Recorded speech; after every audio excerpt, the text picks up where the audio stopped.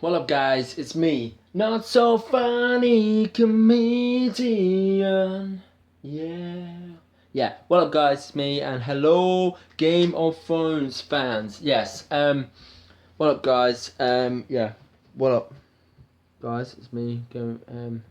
Yes. So, guys. Yeah. I was sorry, my Daleks. Sorry.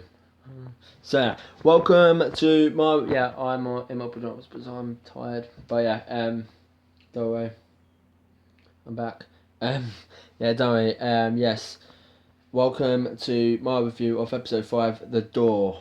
Whoa, what an episode it was! What a freaking episode it was. The ending was the highlight of this episode. Seriously, guys, it was. It was. It was. It was a brilliant ending and sad as well. It was emotional as well, literally, and we know why. Yeah, it was so sad and directed by Jack Benton and written by David Benforth and D.B. Wells. And yeah, we had major characters, many major characters die in this episode.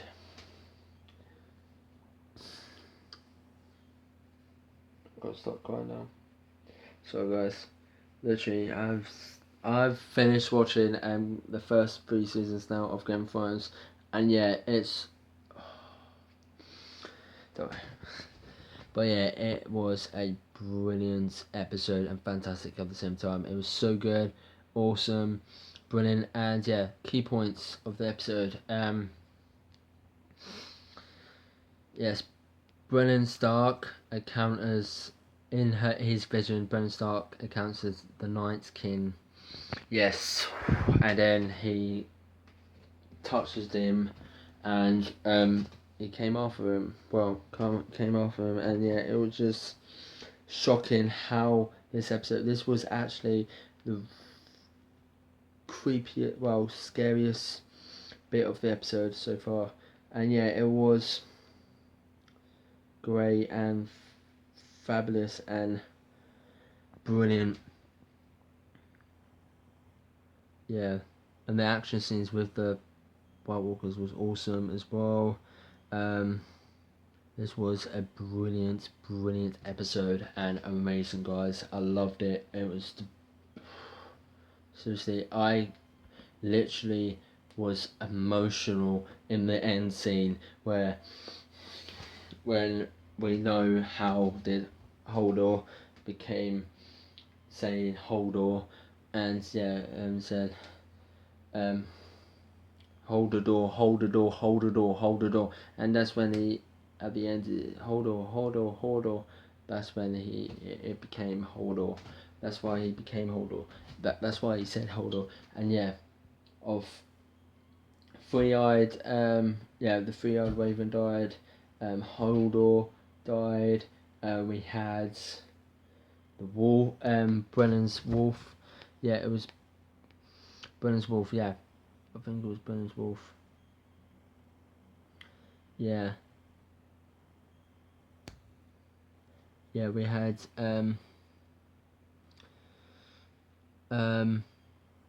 Leaf. Yeah, Leaf died,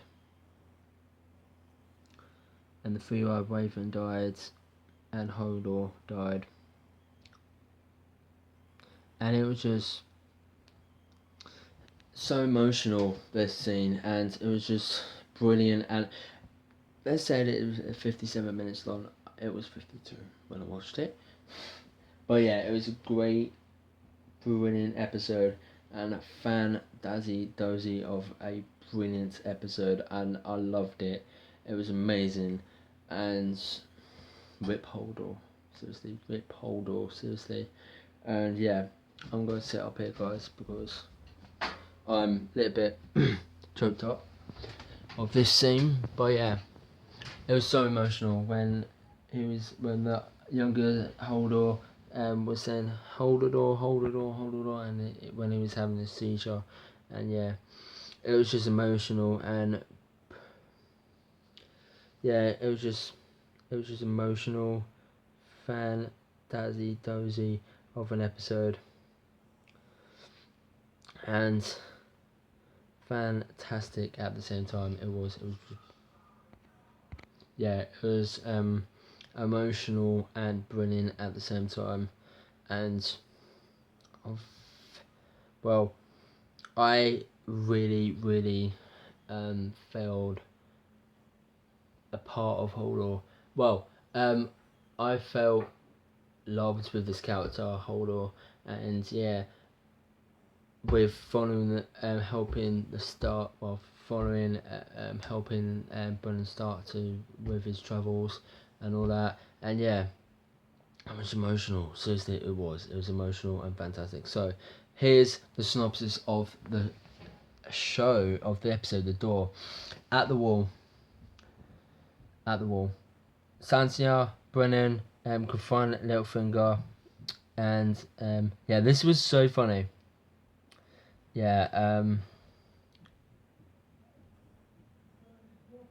yeah, it was so funny. Tumblr was looking at. I will tell you in a bit.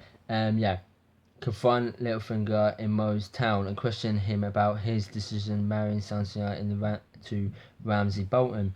He explains that he was ignored of Ramsay's culture and begs for Sansa to forgive him while offering her to the support of the Vale and attempt to retake Winterfell. Sansa declines his help and orders him to return to Vale, and as he leaves, he reveals that her great uncle Brenton Blackfish Tunnelly has gathered the remain of the Tunnelly forces and retake Reverend.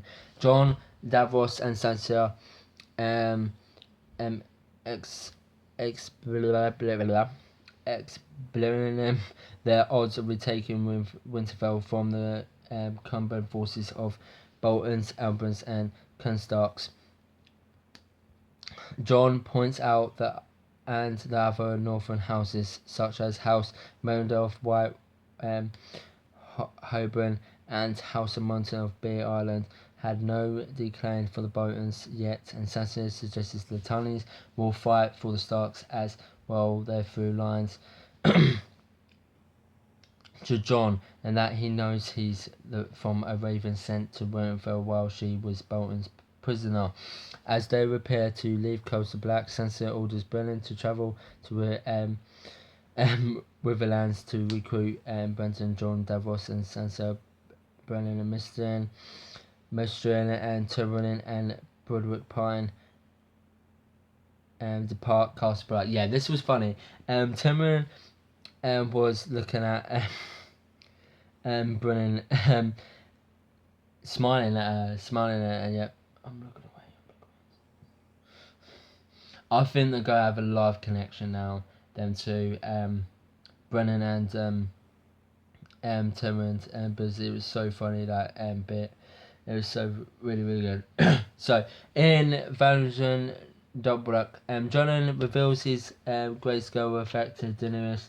He tempts his love for her and begins to leave, but Daenerys emotionally orders him to find a cure and return her so that he can be beside her. And when he conquers Westeros, Daenerys, Durin, and Dublin depart versus Delgorlunk. Sorry guys. But yeah. On the Iron Islands in Kens Muntz, Yarn makes her claim to the Salt throne, and then Brennan is placed on her as the Iron Islands have never had a queen, and Theo silences the demons by backing her claim. As the crowd begins to swarm Yarn's favour, Euron Greyjoy arrives and stakes his claim when Yarn accuses him of killing Brennan.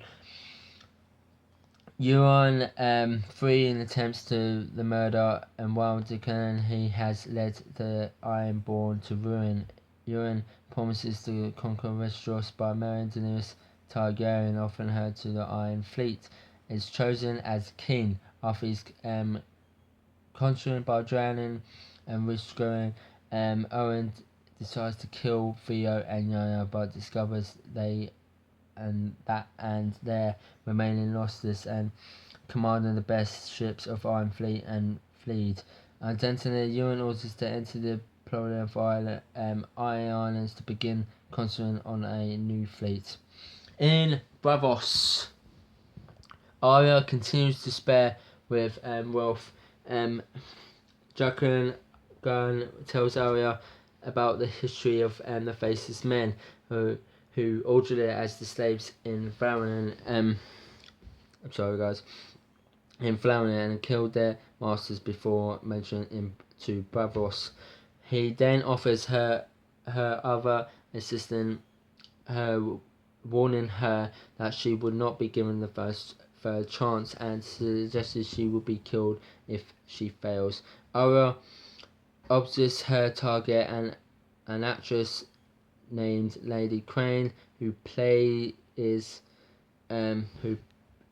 playing Cicely Lannister, who's in the play recounting the death of Robert Baratheon and the execution of Edward Stark. Arya is notably disconfronted in the play's portrayal of Ned as dim-witted and power-hunger traded and begins to have misgivings of witness Lady Crane and her husband making a toast to their children backstage. Make at the House of Black and White.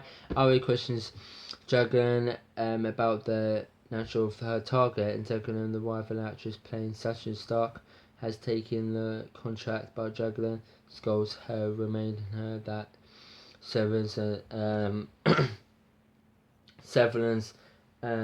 do not answer questions. In Marine, Tyrion and Versos note that stable but uneasy peace has fallen over Marine since they forged their pact with the Masters. In order to process the peace and public support for Daenerys, Tyrion summons the Red Priest Kivrin, who says that she believes that Daenerys is the chosen one of the Lord of Light and declares her priest will spread her message. Daenerys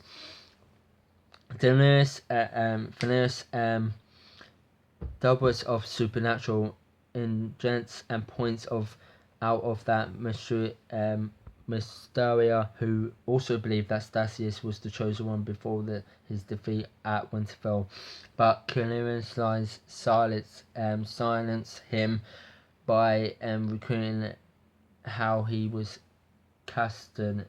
She pleads her support as she is confronted that Daenerys is the chosen one. Beyond the Wall. Here we go, guys.